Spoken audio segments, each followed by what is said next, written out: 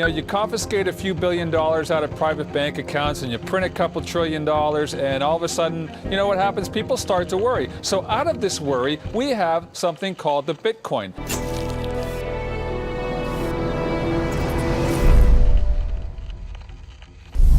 Bitcoin is an electronic online digital currency, was created about 3 years ago, kind of flew under the radar. Now it's starting to actually gain some traction. You exchange your dollars, you exchange your euros, whatever. You go onto these networks and it's an accepted currency, and it's zooming in value lately. Just unbelievable how much this has taken off. And there are places that are beginning to actually accept this sort of universal digital currency, kind of operates in the shadows, not regulated, but it's a total outgrowth of people starting to get worried about these currency crises, debt crises.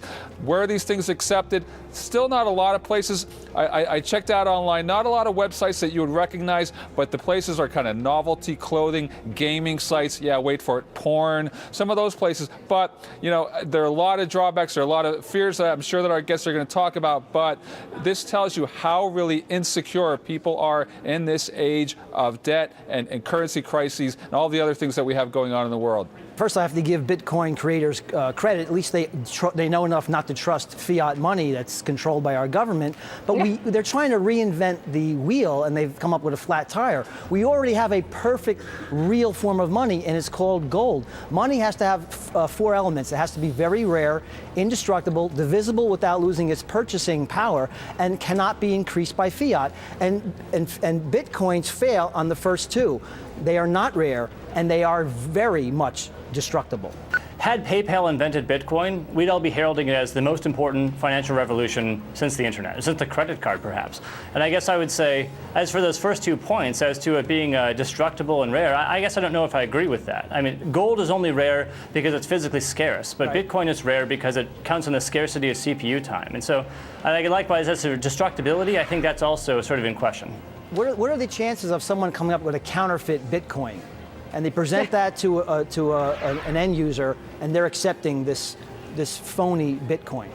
I guess the chances would be astronomically low, and that's the whole design. I mean, the way that you create a Bitcoin is that you basically have to find a larger, rare number, bigger than any of the other Bitcoin out there. And so every Bitcoin, the next Bitcoin is even harder to create. And so I'd say right now it requires vast amounts of CPUs, generally through Amazon Cloud and things like this, to create the next Bitcoin. So it'd be exceedingly impossible or exceedingly difficult to create a counterfeit Bitcoin. So hacking Bitcoin could be a problem, but what about someone coming up with a counterfeit that end users don't recognize as being counterfeit, and that eroding the purchasing power of all existing Bitcoin? Yeah, you guys, I guess one of my concerns here too is that, you know, there's a lot of stories about drug dealers using these kind of things, and I think it's just a matter of it's not regulated, it's not controlled. The whole Bitcoin market is about $1 billion. It's a novelty for the geek squad. I can assure you, if these became well promulgated, that the U.S. government would shut it down. And just to give our viewers some perspective, there's about $4 trillion in currency trading every day, and as Michael said, it's about $1 billion worth of Bitcoins. It has quintupled in value over the last year.